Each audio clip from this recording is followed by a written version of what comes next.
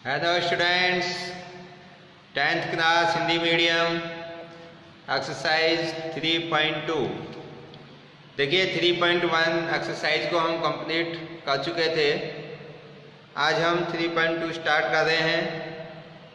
तो 3.1 के अंदर हमें क्या था, कोई भी दो लीनियर इक्वेशन गिवन थी, लेकिन 3.2 एक्सरसाइज के अंदर लीनियर इक्वेशन आपको क्रिएट करनी होगी। लैंग्वेज फॉर्म में आपका क्वेश्चन होगा और वहाँ से हम क्वेश्चन क्रिएट करेंगे।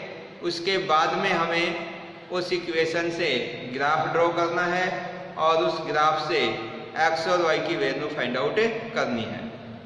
तो देखिए क्वेश्चन नंबर 3.2 का फर्स्ट क्या है, निम्न समस्याओं में रेखिक समीकरणों के युग्म बनाइए और उनके ग्राफीय विधि से हल ज्ञात कीजिए। तो हमें इसमें कुछ समस्याएं दे रखी हैं। जैसे फर्स्ट है 3.2 का, ये है आपका चैप्टर है 3 और एक्सरसाइज 3.2। ये आपका चैप्टर 3 के अंदर एक्सरसाइज 3.2 है और इसका क्वेश्चन नंबर 1 है। देखिए कक्षा 10 के 10 विद्यार्थियों ने एक गणित की पहली प्रतियोगिता में भाग लिया। यदि लड़कियों की संख्या लड़कों की संख्या से 4 अधिक हो तो प्रतियोगिता में भाग लिए लड़कों और लड़कियों की संख्या ज्ञात कीजिए। देखिए इसमें कक्षा 10 के कुछ स्टूडेंट्स हैं जिन्होंने गणित की कोई प्रतियोगिता हुई और उसके अंदर पार्टिसिपेट किया। तो संबंध क्या दे रखा है इसके अंदर कि लड़के और लड़कियों की संख्या 10 है। एक रिलेशन तो ये है, अगर यहाँ पर हम लड़कियों की संख्या को x मान लें और लड़कों की संख्या को y माने तो अकॉर्डिंग दिस प्रॉब्लम इक्वेशन क्या बन जाएगी, x + y = 10, क्योंकि टोटल जिन्होंने पार्टिसिपेट किया उनकी संख्या 10 थी। अब ये कह रहा है कि लड़कियों की संख्या लड़कों से 4 अधिक है, यानी कि लड़कियों की संख्या को अगर मैंने x मान लूं तो ये जो x है लड़कों की संख्या से कितनी अधिक है, 4 अधिक है। लड़कों की संख्या को y मान रहा हूं मैं और y में मैं 4 ऐड कर दूंगा तो वो लड़कियों की संख्या के बराबर आ जाएंगे। तो हम क्या करते हैं, इसमें लड़कों की संख्या को y और लड़कियों की संख्या को x मान देते हैं और उससे हमारी इक्वेशन क्रिएट हो जाएगी। ध्यान लिखेंगे भाई, माना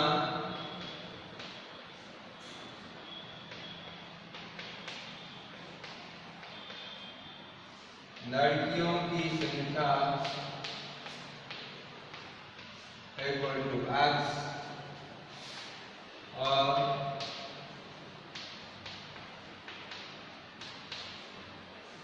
लड़कों की संख्या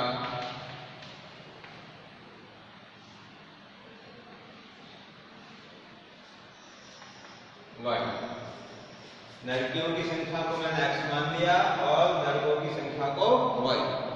आप लड़कों की संख्या को x मान सकते हैं, लड़कियों की संख्या को y मान सकते हैं, इससे कोई फर्क नहीं पड़ेगा।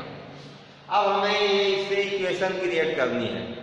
तो गणित की प्रतियोगिता में इन दोनों स्टूडेंट्स ने भाग लिया, तो x + y इनका जो सम है यानी कि जोड़ है वो कितने के बराबर है, 10 के बराबर, क्योंकि 10 स्टूडेंट्स ने भाग लिया। तो पहली इक्वेशन क्या बन जाएगी, पहली समीकरण तो वो होगी प्रश्नानुसार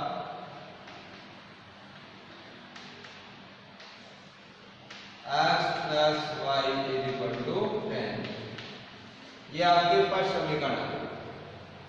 क्लियर है भाई, इसमें किसी को कोई दिक्कत? तो दोनों की संख्या को ऐड किया तो टोटल संख्या किसके बराबर है, 10 के बराबर। अब देखिए दूसरी समस्या क्या थी इसमें कि जो लड़कियों की संख्या है, लड़कियों की संख्या वो लड़कों की संख्या से कितनी अधिक है, 4 अधिक है। यानी कि जो लड़कियों की संख्या x है ये इन लड़कों की संख्या से 4 अधिक है। यानी कि जो लड़कों की संख्या है उसमें अगर मैं 4 जोड़ दूं तो वो लड़कियों की संख्या के बराबर हो जाएगी। अब देखो यहाँ से एक इक्वेशन आपकी आ जाएगी, y को इधर ट्रांसपोज कर देता हूं मैं, x minus Y equal to 4, ये इक्वेशन नंबर 2। अब मैंने आपको ये ध्यान रखना है, कुछ बच्चे गलती यहाँ करते हैं कि इस 4 को यहाँ पे जोड़ देते हैं।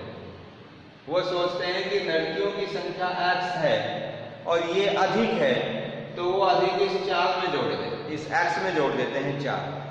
तो x में 4 जोड़ेंगे तो ये तो लड़कियों की संख्या और 4 अधिक हो गई।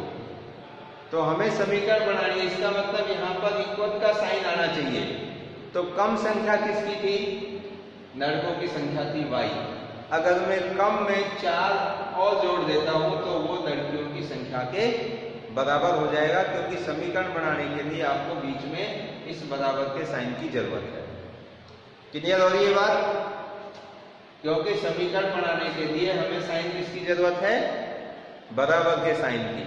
तो इधर की संख्या इधर की संख्या बराबर होनी चाहिए। तो ये जो x है ये लड़कियों की संख्या है और y किसकी थी? लड़कों की संख्या।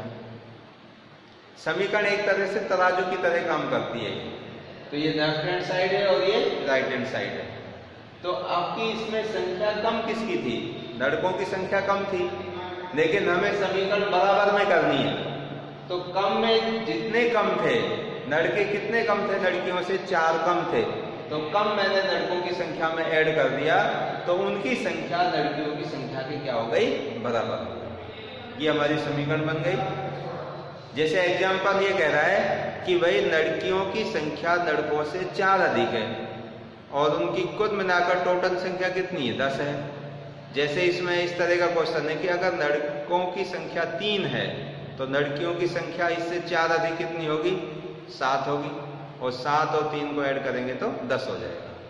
ठीक है, तो अब इसमें क्या करना है? हमें इन दोनों समीकरणों से, फर्स्ट से और सेकंड से, हमें ग्राफ ड्रॉ करना है और ग्राफ ड्रॉ करके उस ग्राफी विधि से हमें ये पता करना है कि x और y की वैल्यू क्या होगी। ठीक है भाई, तो मैंने 3.1 में भी आपको बताया था कि जो समीकरण 1 है इससे हम इसके 2 सॉल्यूशन निकाल लेते हैं, और समीकरण सेकंड है इससे भी हम 2 सॉल्यूशन इसके फाइंड आउट कर लेते हैं। तो देखिए इससे हम एक सारणी बनाएंगे और इस सेकंड से भी एक सारणी। तो क्या लिखेंगे भाई? समीकरण 1 से, समीकरण 1 से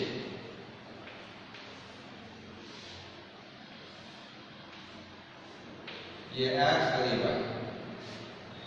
अब देखो इसमें अगर मैं x के स्थान पर फर्स्ट ऑफ ऑल 0 रखता हूं तो y की वैल्यू कितनी बचेगी? 10।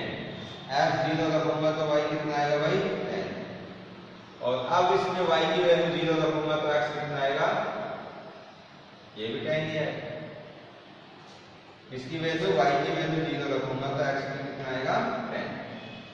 तो ये एक तरीका है सॉल्यूशन निकालने का।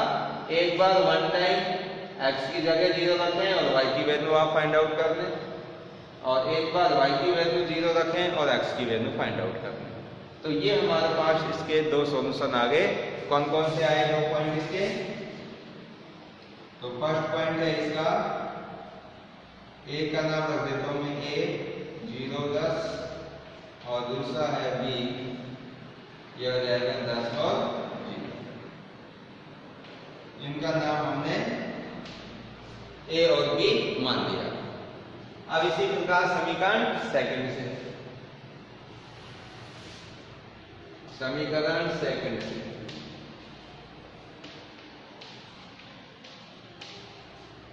देखो भाई, समीकरण सेकंड से क्या होगा? समीकरण सेकंड से यहां से भी एक बार x की वैल्यू 0 पुट कर देते हैं और एक बार y की वैल्यू 0। तो यहां भी छोटी सी टेबल बना देंगे, x और ये y। तो फर्स्ट ऑफ ऑल अगर मैं इसमें x की वैल्यू 0 रखूंगा यहाँ पर तो ये 0 हो जाएगा, और y कितना आएगा आपका? -4, क्योंकि यहाँ 0 रखने पर -y=4 और y की वैल्यू निकालनी है तो माइनस से मल्टीप्लाई कर देंगे और y -4 आ जाएगा। तो x आप 0 रखेंगे तो y कितना आएगा भाई -4। भाई आपने यहाँ x की जगह 0 रखा तो -y/4 आया। अब y की वैल्यू निकालनी है तो इस माइनस को पॉजिटिव साइन करना है तो दोनों साइड माइनस से मल्टीप्लाई करेंगे तो ये प्लस हो जाएगा, ये माइनस हो जाएगा। अब किसकी वैल्यू 0 करोगे? y की। तो जब y 0 कर देंगे तो x -0 = 4 तो x 4 आ जाएगा। तो y 0 करेंगे तो x की वैल्यू कितनी आएगी? 4 आएगी। क्लियर है भाई? अब ये हमारे पास में इसके इस समीकरण से ये दो सॉल्यूशन आ गए, एक 0 -4 और 4, 0। तो इससे क्या बढ़ेंगे? माना इसके नाम रख देता हूं मैं C 0 -4 एंड D 4, 0।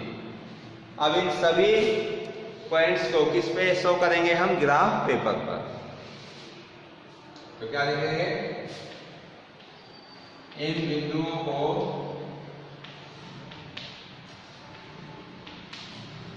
ग्राफ पर प्रदर्शित करते हैं, प्रदर्शित करेंगे। किस पे प्रदर्शित करेंगे भाई?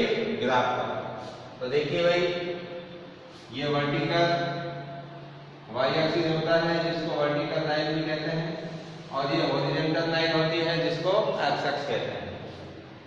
ये y एक्स, ये आपकी है negative y x, negative x x से दिखाते हैं इसको, और ये दोनों का इंटरसेक्शन जो पॉइंट है इसको हम ओरिजिन पॉइंट कहते हैं।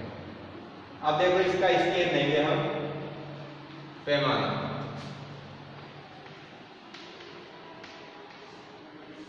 तो पैमाना क्या होगा? x एक्स और y एक्स दोनों का पैमाना मानेंगे।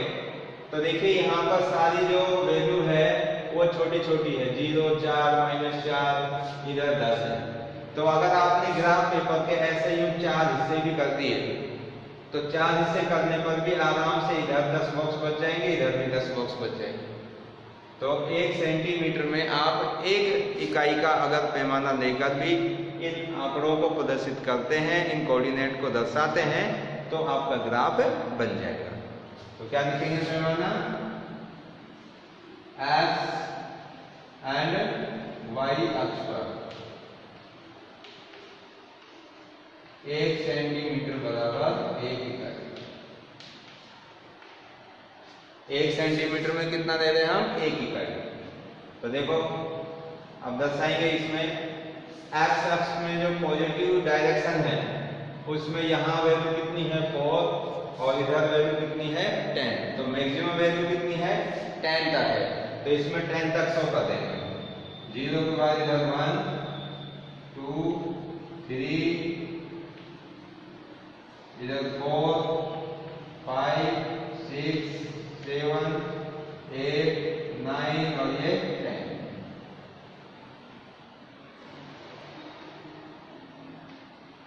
इस तरीके से। अच्छा देखिए, x नेगेटिव डायरेक्शन में इधर है जो नेगेटिव डायरेक्शन में x कोई भी नहीं है। y देखो, y मैक्सिमम कितना है? 10 है। तो y की पॉजिटिव डायरेक्शन में 10 तक लिख देंगे। 1, 2, 3, 4, 5, 6, 7, 8, 9 और ये 10। y की नेगेटिव डायरेक्शन, y एक्स की नेगेटिव डायरेक्शन में कितना है? -4। तो यहां शो कर देंगे भाई इसको। तो -1, -2, -3 और ये -4, ऐसे -5 आगे तक भी होगा। और इधर है जो सारे माइनस के हैं, ये -1, -2, -3, -4, -5। इनको वैसे लिखने की जरूरत भी नहीं है, पर हमने शो कर दिया तो कोई दिक्कत भी नहीं है। आगे देखिए, अब हम इनको शो करेंगे हम। ए जो पॉइंट है 0 और 10, बी है वो 10, 0। फर्स्ट जो आपकी समीकरण थी इससे जो सॉल्यूशन आए थे हमारे, इनको इस पे शो करेंगे। तो फर्स्ट पॉइंट है 0, 10, x 0, y 10। तो x 0 होगा और y 10, y डायरेक्शन में 10 यूनिट जाएंगे यहाँ पर आएगा। और इस पॉइंट का नाम है 0,10। ठीक है भाई। अब सेकंड पॉइंट है B 10,0। x आपका 10 है, y 0 है, तो x डायरेक्शन में ये 10 हो गया और y 0 है, 10,0। अब इन दोनों पॉइंटों को क्या कर देंगे, हम ज्वाइन कर देंगे, ऐसे जोड़ देंगे। तो ये हमारी स्ट्रेट लाइन आ गई। कौन सी इक्वेशन से आई है? फर्स्ट से, x + y = 10। x + y = 10। तो ये जो फर्स्ट हमारी इक्वेशन थी उससे तो ये फर्स्ट स्ट्रेट लाइन आ गई। अब सेकंड इक्वेशन के जो सॉल्यूशन है वो ये है, a 0 10 b 10, सॉरी ये है इसका सेकंड इक्वेशन के ये वाले, इनको दर्शाएंगे 0 - 4 और d 4,0। तो देखिए 0 - 4, x 0 है, y -4 है, x 0 हो गया और y -4 यहाँ पर, ये पॉइंट हो गया आपका C 0, -4। नेक्स्ट देखो पॉइंट D 4,0, x 4 है और y 0 है, x आपका 4 यहाँ पर और y 0 इधर ही आएगा। इस पॉइंट का नाम है D, इसको लिख देता हूं मैं 4,0। ठीक है भाई। अब इनको यहां से ज्वाइन करेंगे तो इक्वेशन बन जाएगी। तो ये कौन सी इक्वेशन है भाई? सेकंड इक्वेशन क्या थी? x - y = 4। तो यहां पर लिख देंगे भाई x - y = 4। अब हमें क्या करना है कि x और y की वैल्यू चाहिए। किसकी वैल्यू चाहिए? x और y। और x और y की वैल्यू निकालने के लिए जो दोनों स्ट्रेट लाइन है, ये स्ट्रेट लाइन एक दूसरे को इंटरसेक्ट करनी चाहिए। अब इंटरसेक्ट करने के लिए इनको क्या करेंगे, हम सीधी इसी लाइन के अंदर आगे एक्सटेंड करेंगे, आगे बढ़ाएंगे, और ये लाइन जब इसको आगे बढ़ाएंगे तो इस वाली स्ट्रेट लाइन को यहाँ पर क्या कर देंगे? इंटरसेक्ट करेंगे। तो देखिए इसको सीधा आगे बढ़ा रहा हूं मैं, आप स्केल की सहायता से बढ़ाएंगे, मैं रफ नहीं बना रहा हूं, आप स्केल का यूज करके और तब इसको आगे बढ़ाएंगे इस तरह से।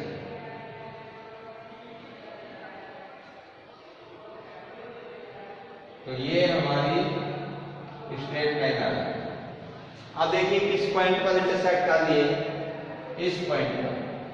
इस पॉइंट का नाम रख देता हूं मैं E। तो E पॉइंट के ऊपर ये दोनों लाइन एक दूसरे को प्रतिच्छेद करती हैं, एक दूसरे को काटती है।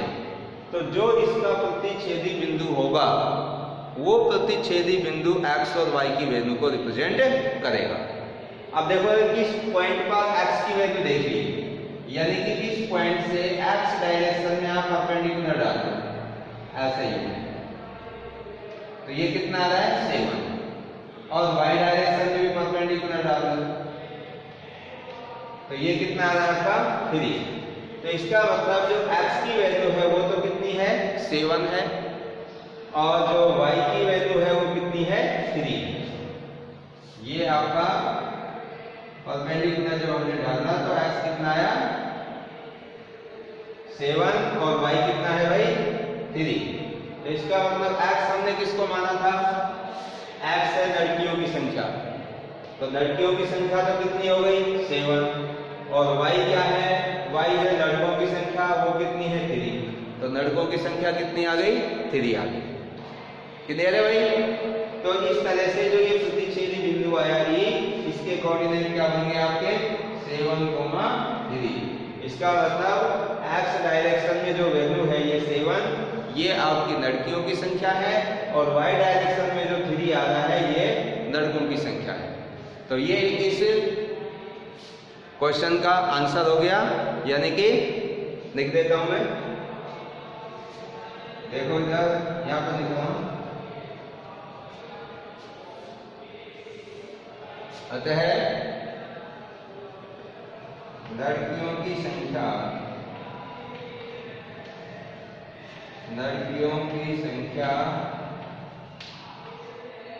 इक्वल टू 7 और लड़कों की संख्या = 3। ये इसके आंसर हो। ठीक है भाई, तो इस प्रकार से हम इस क्वेश्चन को सॉल्व कर सकते हैं। अब देखो इसमें जो सेकंड वाला पार्ट है वो भी सेम इसी प्रकार से है।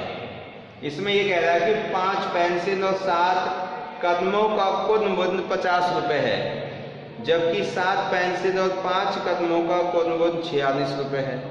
एक पेंसिल का मूल्य, एक कदम का मूल्य ज्ञात करो।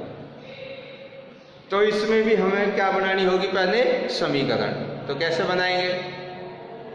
तो एक पेंसिल की जो मूल्य है, एक पेंसिल की जो कीमत है उसको क्या मान लेना आप, x। माना एक पेंसिल का मूल्य x रुपये है और एक कदम का मूल्य y रुपये है। तो देखो समीकरण कैसे बन जाएगी। 5 पेंसिल है तो एक पेंसिल x रुपये की, तो 5 पेंसिल 5x की आ गई। 7 कदम है, एक कदम y रुपये का, तो 7 कितने हो गए, 7y का। और इन दोनों का कुल मिलाकर के नहीं जो मूल्य है वो कितना है, 50 रुपये। इसका मतलब 5x + 7y = 50। ये एक इक्वेशन बन जाएगी। और ऐसे ही सेकंड वाली में 7x + 5y = 46। और इससे भी आप इसी प्रकार से ग्राफ पेपर पर इनको सॉल्व करके एक पेंसिल और एक कदम का मूल्य ज्ञात कर सकते हैं। ठीक है भाई। अब देखिए आगे नेक्स्ट क्वेश्चन सॉल्व करेंगे। Question number 2।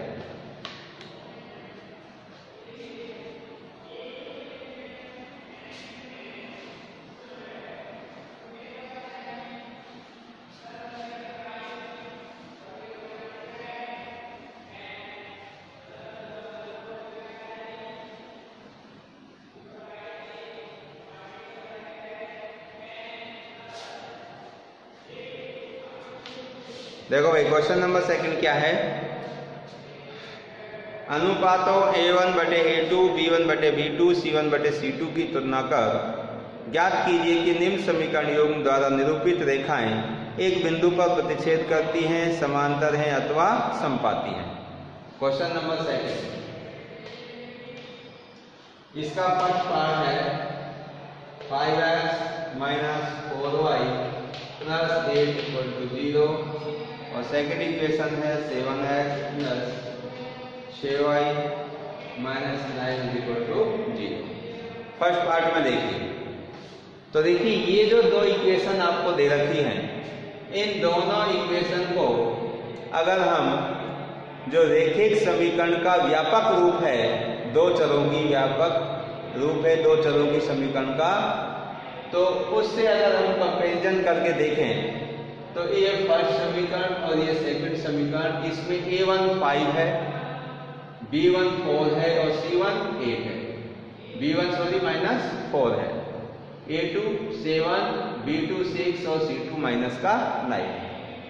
तो इससे हम A1/A2, B1/B2, C1/C2 की वैल्यू फाइंड आउट करके देखेंगे।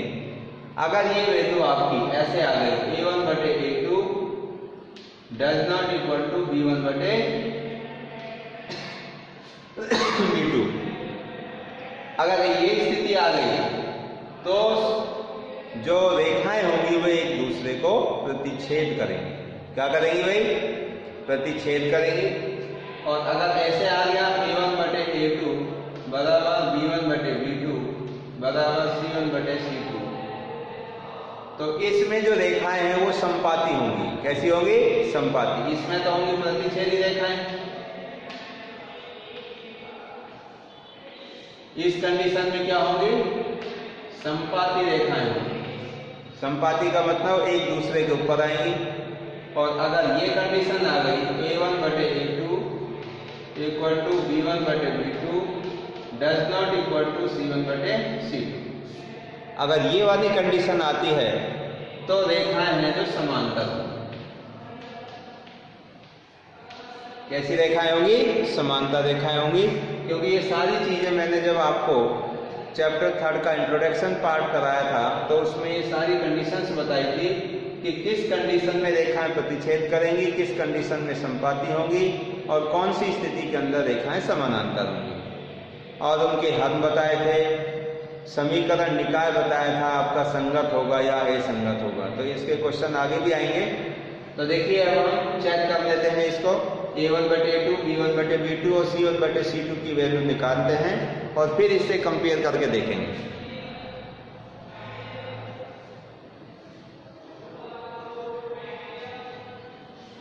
देखिए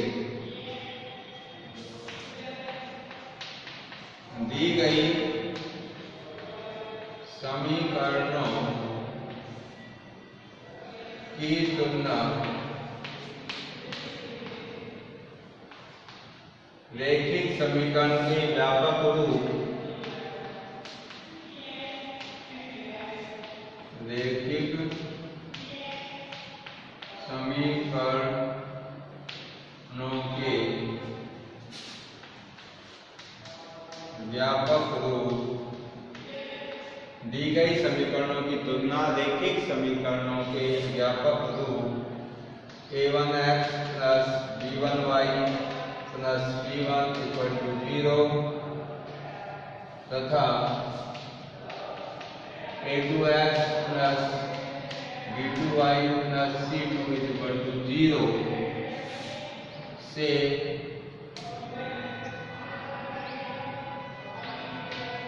करने पर अब इन दोनों दी गई समीकरणों की तुलना रैखिक समीकरणों का जो व्यापक रूप है इनसे करेंगे। तो देखो इससे तुलना करेंगे तो a1 कितना है 5 है, a1 is equal to 5, b1 is equal to -4, c1 is equal to 8, a2 is equal to 7, b2 is equal to 6 और c2 इज इक्वल टू -9। अब हमें a1/a2, b1/b2, c1/c2 की वैल्यू फाइंड आउट करनी है। अब a1/a2 देखो a1/a2 कितना होगा 5/7, 5/7। b1/b2 देखो b1 -4, b2 है जो 6, ये कैंसिल हो जाएगा और -2/3, 2 से कैंसिल कर दिया, 2 2 जा 4, 2 3 जा 6 और c1/c2, c1 कितना है 8 और c2 कितना है -9। अब आप देखिए a1/a2 की वैल्यू 5/7, b1/b2 की वैल्यू -2/3। तो इसका मतलब a1/a2 और b1/b2 जो ये रेशो है इनकी वैल्यू बराबर नहीं है। इसीलिए जो इन दोनों समीकरणों से रेखाएं होंगी वो एक दूसरे को प्रतिच्छेद करेंगी। क्या करेंगी भाई?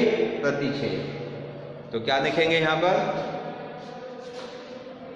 स्पष्ट है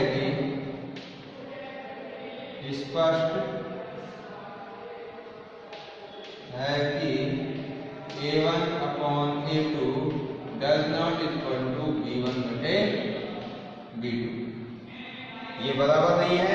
इसीलिए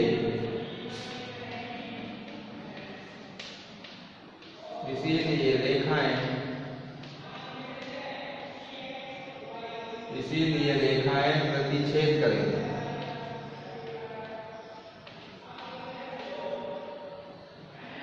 इसीलिए रेखाएं प्रतिच्छेदी होंगी।